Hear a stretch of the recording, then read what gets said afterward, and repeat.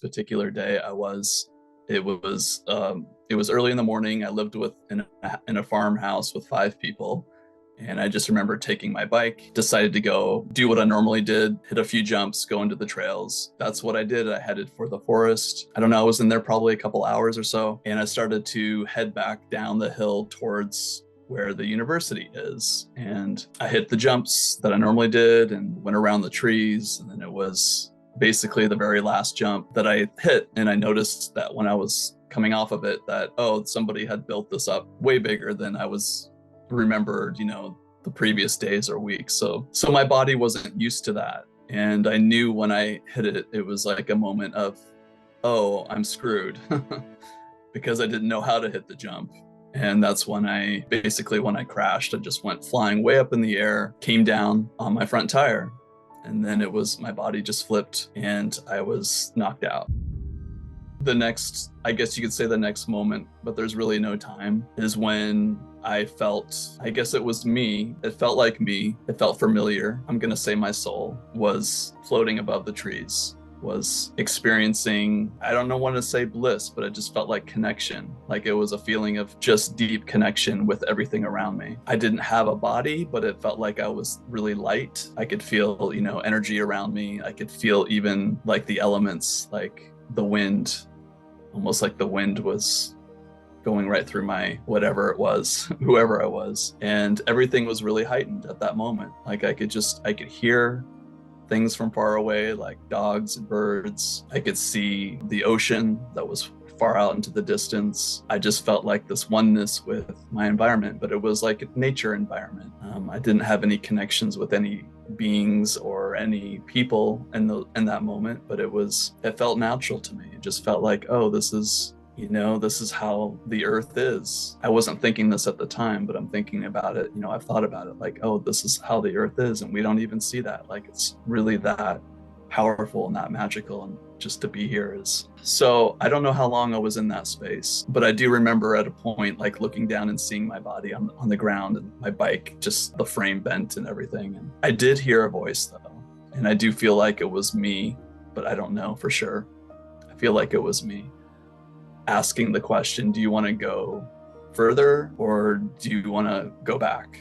And I said, I don't want to die. So as soon as I said that, I was back in my body and I felt the pain. So I was on the ground, kind of twisted up, looking up at the trees around me. Yeah, so I just felt like all the pain rushing, like the blood rushing through my body again, and feeling all the types of pain, like the soreness and the electrical pain, and trying to catch my breath. There was a lot coming back into that body in that moment. I opened my eyes, but I remember also almost like being able to see energy or see, around me, and it became more clear that I could see fairies around me, what I would call fairies. Some people would say pixies. Nature beings that have wings, that fly around, and there were a lot of them. They knew that I was there, and they were flying around me. I did hear like little giggles. So it was just a kind of a humbling moment at that time to temporarily take my attention away from my pain and experience, these little beings that really do exist. In my opinion, I would say that they would be closer to like earth spirits. They're real and they have bodies. They're just on a higher frequency level where we can't see them in these bodies, at least not yet. A lot of people can, especially children can see them. Yeah, as far as angels, I don't really know. I know that there are angels. I believe that many humans are angels in bodies as well, but I would say that these particular beings were like guardians of the forest, or that was their home. I think the body can have limitations, especially within our environment, the food that we eat, and also our emotional system, our mental emotional structure. There could be millions of people that see fairies. I don't know, so humbly spoken, that's my experience. It's basically that, it's not like I can necessarily go to the general store down the street and be like, oh yeah, like how was your day? Yeah, I just saw fairies. It's like there's a gauge with how open, and people could, like, I do know that children are very open to them. And even when I was a child, I could see them, and I was very connected to the land that I lived on when I was like 3 or 4 years old. I do think the body does have limitations, and it has to do with how connected we are to love, because when we're connected to the love that we already are, that opens that vision a little bit more. We have chakra system, and the first 3 chakras house our learning. That's why it's like 3 chakras, 3D, our learning here on the planet. And once we reach a certain point where we move beyond the limitation, meaning we move beyond believing that we are separate from the rest of creation, then the energy moves up into our heart. When our heart begins to flower more and more so, then we begin to see interdimensional beings. We begin to experience more of the fullness of our multidimensional self, from that space of love. So that's why I say children, because children haven't had all the conditioning. They haven't gone through beginning to develop their ego mind. And so a lot of kids are, not all kids, but a lot of kids have a very open heart. And so that's why they can see energy, and they can see their ancestors, and they can see nature spirits. Yeah, our body does have limitations. The ego, I would call that like the false self, for example. That's not who we really are. And so when we come into these bodies, we're already perfect awakened beings that don't have any limitations. We come into these bodies whole and complete. We are always whole and complete, but we come in without any conditions, without any restrictions.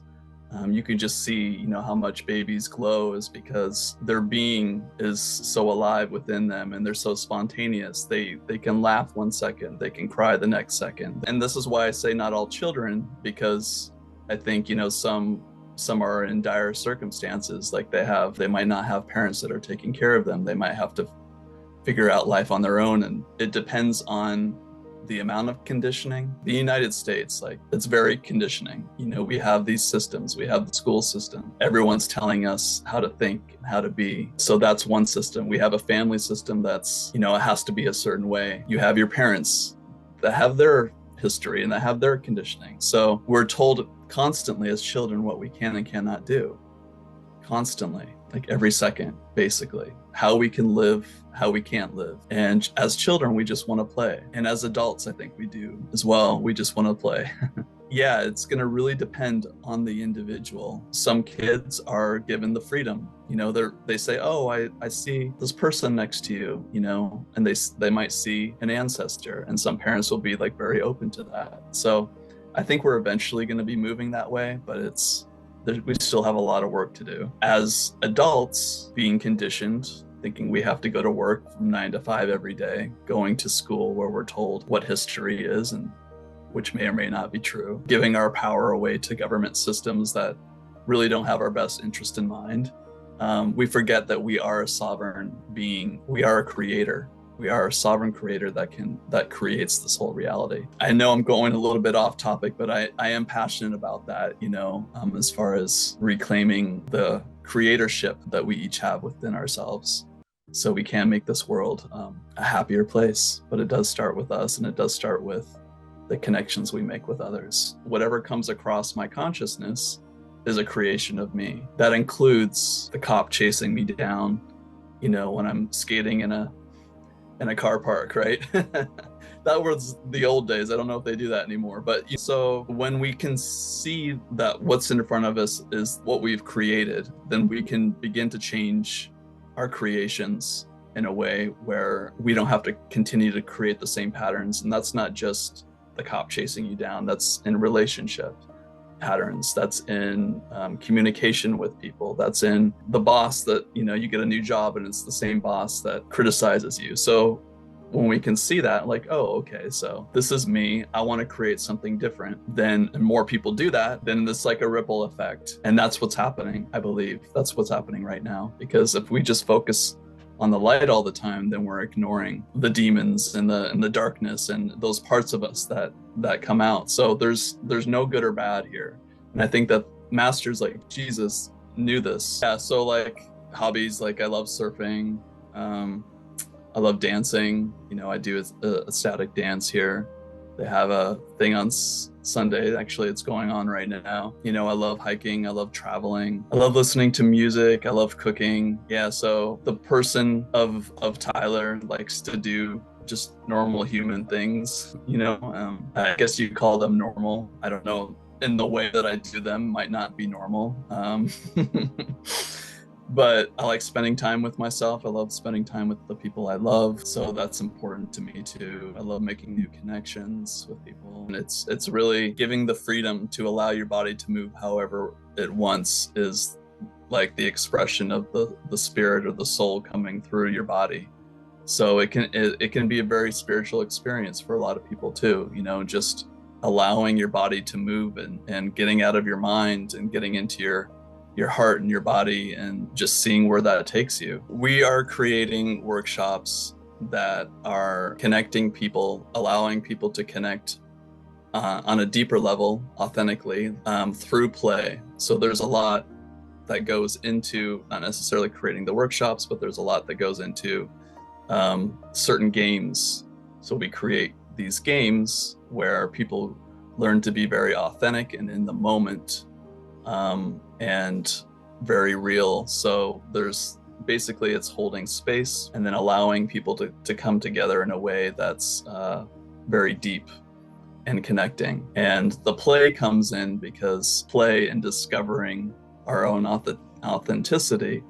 And there's also the element of improv. So improv meaning like improv theater, that is incorporated into some of these authentic games as well, or not necessarily incorporated, but it's part of the workshops that we create. This is all about not only self-discovery, because when we can learn how to play again, we discover ourselves, but we discover ourselves through other people. And I think that's the most important thing in what we're creating is the connections that people experience through playtime, because we all want to play and we're all ready to play again on this planet. And we also offer coaching individually and more than one person. And for me, where they can find me, I have my own YouTube channel as well, powered by Source. I'm assuming that will be in the description as well.